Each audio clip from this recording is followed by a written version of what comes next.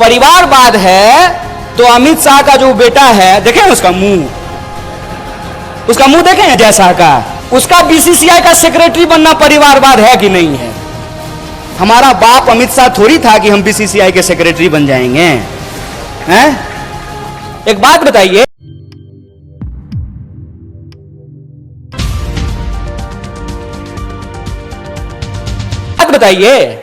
इंदिरा जी चुनाव नहीं लड़ी थी ना? राजीव जी चुनाव नहीं लड़े थे ना? राहुल जी चुनाव लड़ रहे हैं ना? राहुल जी चुनाव जीत करके पार्लियामेंट में है ना? और प्रियंका जी चुनाव नहीं लड़ी है तो पार्लियामेंट में है क्या?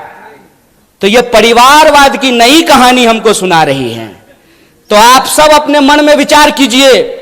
आजाद होने का मतलब है आजाद ख्याल से प्रश्न करना। मैं मंच पे खड़ा हूं तो मैं जो भी बोलूंगा उसको आप यूं ही सच मत मान लीजिए। आप अपने मन में विचार कीजिए कि अगर भाजपा कहती है कि राहुल गांधी जी का सांसद बनना परिवारवाद है, तो अमित शाह का जो बेटा है, देखें उसका मुंह देखें अजय शाह का, है? उसका बीसीसीआई का सेक्रेटरी बनना परिवारवाद है कि नहीं है? और ज्योतिरादित्य सिंधिया जब यूपीए में मंत्री थे, उनके पिताजी भी मंत्री थे, माधवराव सिंधिया, तो जब तक वो कांग्रेस में थे तब तक परिवारवाद था।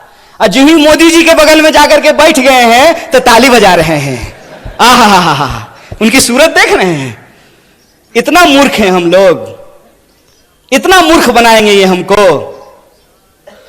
कि हमारी पार्टी में परिवारवाद है। जो ही आप आरएसएस में शामिल हो जाइएगा तो वो संघ परिवारवाद हो जाता है। अगर परिवारवाद गलत है चचा, तो संघ परिवारवाद भी गलत है। ऐसा नहीं होगा कि हमारे लिए परिवारवाद गलत है और आपके लिए परिवारवाद सही हो जाएगा। मैं ये एग्जाम्पल हमेशा लोगों को देता हूं कि सोनिया जी का कांग्रेस में होना और राजीव जी का कांग्रेस में होना परिवारवाद है, तो मेनका गांधी जी का और वरुण गांधी जी का भाजपा में होना परिवारवाद कैसे नहीं है? बताइए, बोलिए। बेवकूफ बना रहे हो। तुम्हारा खेल हम समझते हैं, और इसका खेल जानते हैं हम क्यों समझते हैं? क्योंकि हमारे जैसे लोग राजनीति को कभी अपना कैरियर नहीं समझते हैं।